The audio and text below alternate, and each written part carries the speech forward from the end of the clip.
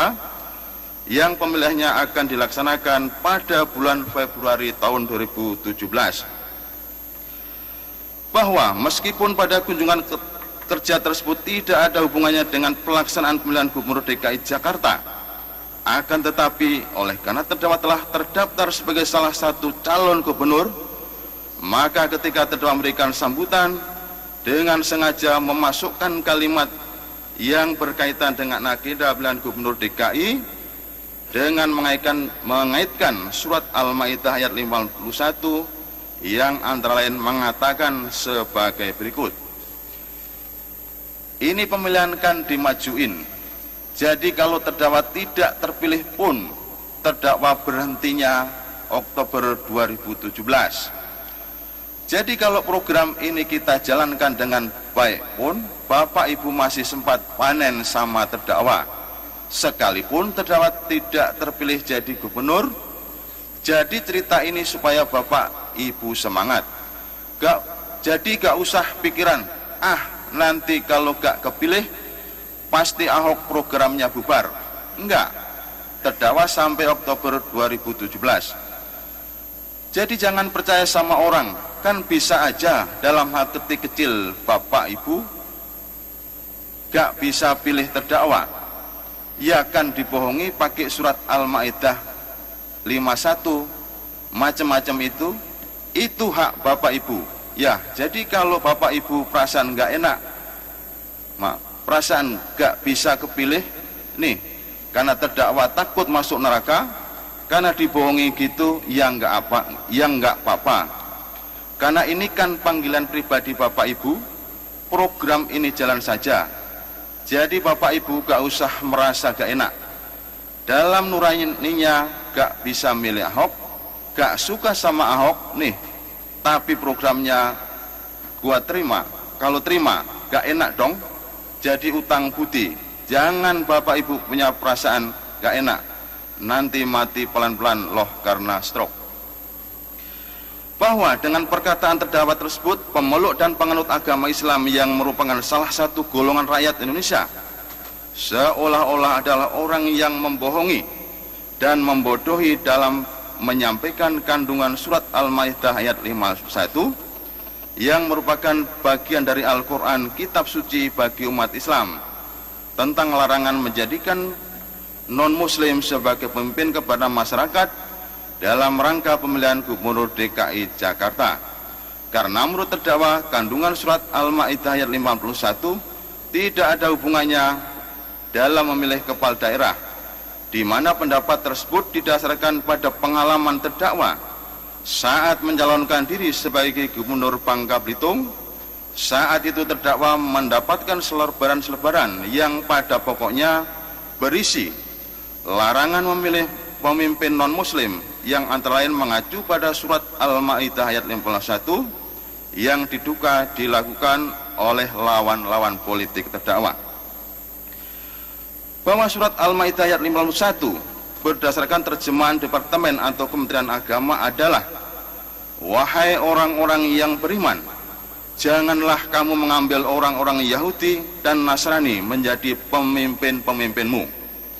Sebagian mereka adalah pemimpin bagi sebagian yang lain. Barang siapa di antara kamu mengambil mereka menjadi pemimpin, maka sesungguhnya orang itu termasuk golongan mereka. Sesungguhnya Allah tidak memberi petunjuk kepada orang-orang yang zalim.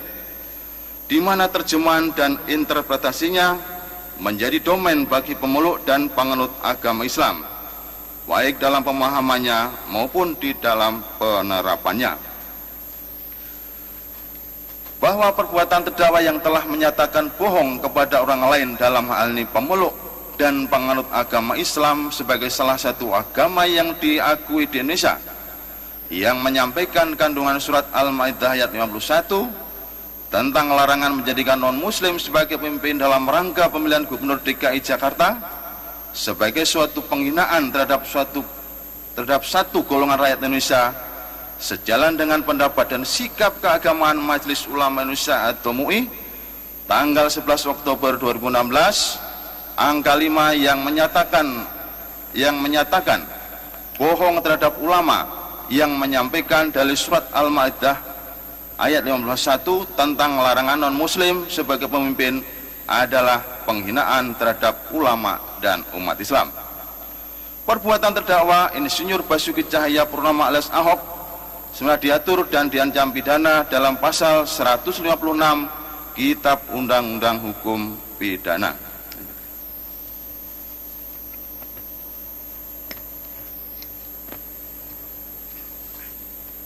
Menimbang bahwa atas dakwaan dari penuntut umum tersebut, terdakwa dan penasihat hukumnya di persidangan pada tanggal 13 Desember 2016 telah mengajukan keberatan yang pada pokoknya adalah sebagai berikut. Keberatan terdakwa.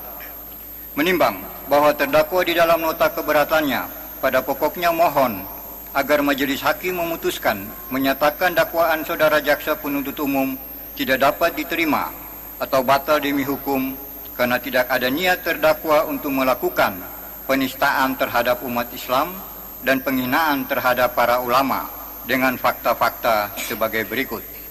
1. Bahwa apa yang terdakwa utarakan di Kepulauan Seribu bukan dimaksudkan untuk menafsirkan surat Al-Maidah 51, apalagi berniat menista agama Islam, dan juga berniat untuk menghina para ulama.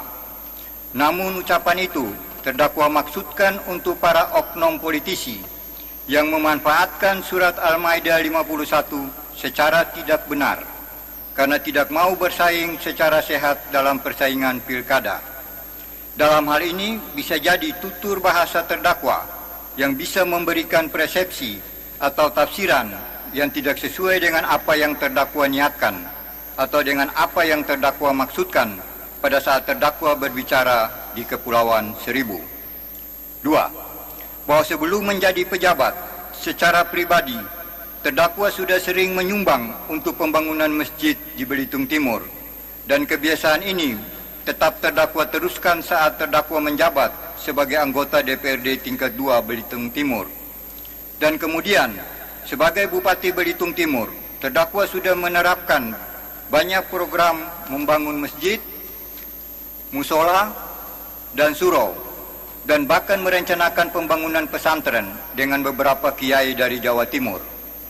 Terdakwa pun menyisihkan penghasilan terdakwa sejak menjadi pejabat publik minimal 2,5% untuk disedekahkan yang di dalam Islam dikenal sebagai pembayaran zakat, termasuk menyerahkan hewan kurban atau bantuan daging di hari raya Idul Fitri dan Idul Adha. Terdakwa juga mengeluarkan kebijakan termasuk untuk menggaji guru-guru mengaji dan menghajikan penjaga masjid, musola, marbot dan muadzin, dan penjaga makam.